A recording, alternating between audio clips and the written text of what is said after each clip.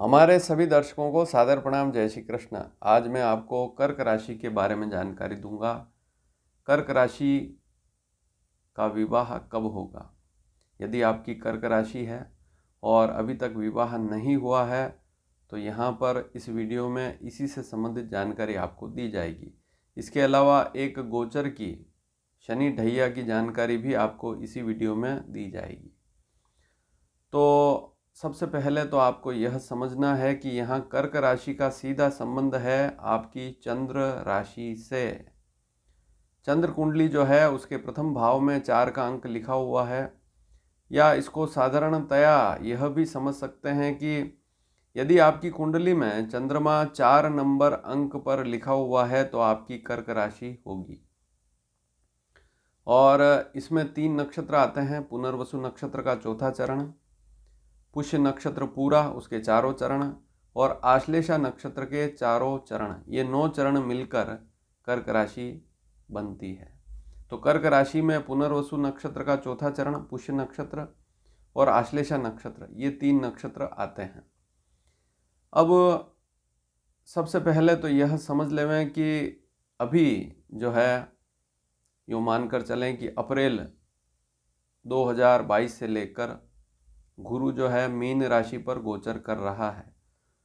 और गुरु यदि मीन राशि पर गोचर कर रहा है तो गुरु की पूर्ण दृष्टि कर्क राशि पर है, और गुरु की पूर्ण दृष्टि कर्क राशि पर है तो यह स्थिति चलेगी अप्रैल 2023 तक, 22 अप्रैल 2023 तक। तो सबसे पहली स्थिति तो यह रही कि अभी योग चल रहा है। यदि आप जागरूक नहीं हैं, आपकी कर्क राशि है, इसके अलावा कर्क लग्न भी है और आप जागरूक नहीं हैं तो फिर आपका समय अब निकल रहा है, फिर आपके पास अच्छा समय नहीं बचेगा। तो 22 अप्रैल 2023 तक गुरु का गोचर मीन राशि पर चल रहा है और यह स्थिति आपके लिए काफ़ी अच्छी रहती है। इसमें आप प्रयास करते हैं तो आपको पूर्ण रूप से सफलता मिलती है।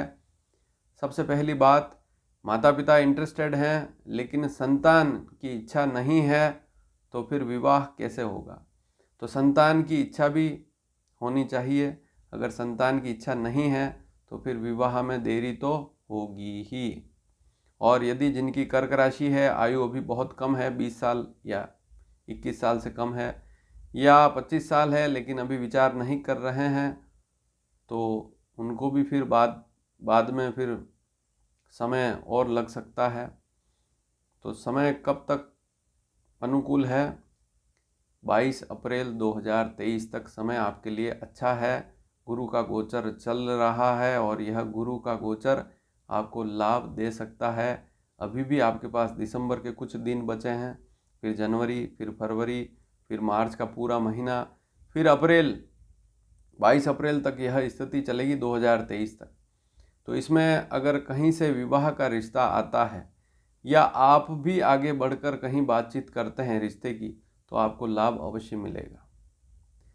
अब एक बात और है कि हमारे जो शास्त्रकार हैं उन्होंने यह भी लिखा है कि यदि आपकी जो राशि है उससे सप्तम स्थान पर, जैसे चंद्र कुंडली के आधार पर यह जानकारी दे रहा हूँ, तो अगर आप अपनी चंद्र कुंडली देखेंगे तो सप्तम भाव में मकर राशि है और मकर राशि पर शनि का गोचर अभी चल रहा है।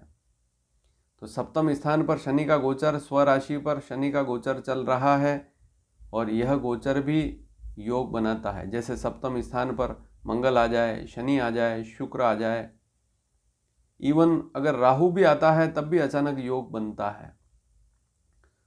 तो यहाँ पर शनि 17 जनवरी 2023 तक चलेगा, तो वह समय भी आपके लिए यूँ देखें तो ठीक ही है।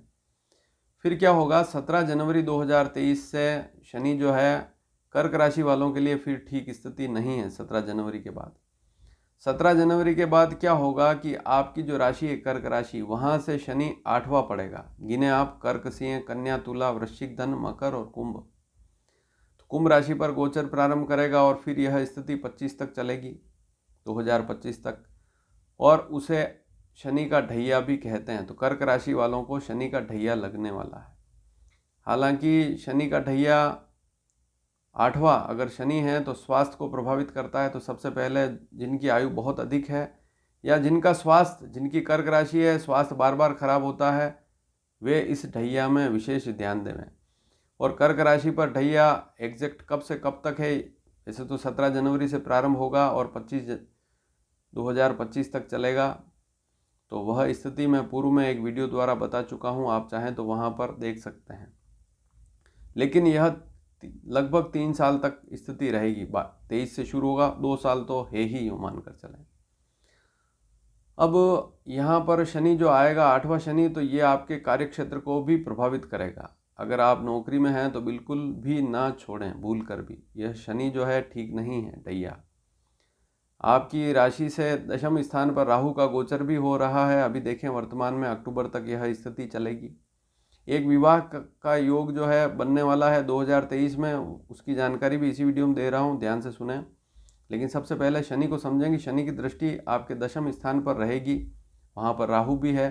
तो कामकाज में सावधानी रखें, अनावश्यक खर्च ना करें और अनावश्यक ज़रूरी हो तो ही नौकरी छोड़ें। अगर नौकरी छोड़ दी इस समय में, जनवरी के बाद, तो फिर समस्या हो सकती है, कामकाज में भी उलझन आ सकती है। दूसरी बात, वाणी पर भी थोड़ा सा ध्यान देवें। वाणी पर ध्यान नहीं देंगे तो परिवार में भी क्लेश वाली स्थिति रहेगी। संतान पर भी ध्यान देवें, शिक्षा पर भी ध्यान देवें और बुद्धि में कोई विकार ना आए या गुस्सा ना आए, उस पर विशेष ध्यान देवें। तो शनि का वहाँ पर भी प्रभाव रहेगा बुद्धि पर, तो इस बात को भी ध्यान से समझें। अब मैंने आपको बताया कि गुरु जो है 22 अप्रैल 2023 तक मीन राशि पर रहेगा, वहाँ तक योग हैं। उसके बाद फिर योग जो है मध्यम हो जाएंगे। फिर उसके बाद अगर आपकी कुंडली में कोई अच्छा योग है और कोई अच्छी अंतर्दशा आने वाली है तो वहाँ योग जरूर उसके कारण बन सकता है, लेकिन गोचर ग्रहों के कारण योग नहीं बनेगा। हाँ, शुक्र और मंगल के गोचर, शुक्र और मंगल राशि बदलते रहते हैं और सूर्य भी राशि बदलता है, तो उसके कारण अगर कहीं योग बनता है तो उसकी जानकारी मैं आगे से आगे देता रहूँगा। अब आप इस चैनल पर बने रहेंगे तो वे जो जानकारियाँ हैं आप तक समय पर पहुँचती रहेगी। तो चैनल को सब्सक्राइब करना बिल्कुल ना भूलें। अब राहु जो है मेष राशि को छोड़कर मीन राशि पर प्रवेश करेगा अक्टूबर महीने के बाद, 2023 में अक्टूबर के बाद। तो नवंबर और दिसंबर, ये 2 महीने और बचे 2023 के लास्ट। नवंबर और दिसंबर के महीने में अचानक कहीं से रिश्ता आना या अचानक विवाह का योग बनना, इस प्रकार का योग बन सकता है। लेकिन वहाँ पर भी स्वास्थ्य पर थोड़ा सा ध्यान देना पड़ेगा और गुस्से पर थोड़ा सा कंट्रोल रखना पड़ेगा, क्योंकि वहाँ पर जैसे ही राहु मीन राशि पर आएगा तो कर्क राशि को देखेगा। मीन, मेष, वृषभ, मिथुन, कर्क 5वीं दृष्टि से देखेगा। तो अचानक विवाह का योग तो बनता है, लेकिन नवंबर और दिसंबर 2023 में आपको अपने स्वास्थ्य पर और अपने क्रोध पर नियंत्रण रखना होगा। कामकाज में भी अनावश्यक बदलाव बिल्कुल ना करें। तो सावधानी तो है ही, इस बात पर ध्यान आपको रखना है। अगर थोड़ी सी भी कामकाज से संबंधित सावधानी नहीं रखी तो कामकाज में समस्या आ सकती है। लेकिन विवाह का जो समय था मैंने आपको बता दिया। कर्क राशि वाले अगर थोड़े से भी जागरूक रहे तो वहाँ उनको लाभ अवश्य मिलेगा। और छोटे छोटे जो अंश मंगल और शुक्र के या सूर्य के आते हैं और वे आपको कब लाभ दे सकते हैं कर्क राशि वालों को, उसकी जानकारी देता रहूँगा। और वीडियो पसंद आए तो अधिक से अधिक शेयर अवश्य कीजिए। धन्यवाद। जय श्री कृष्ण।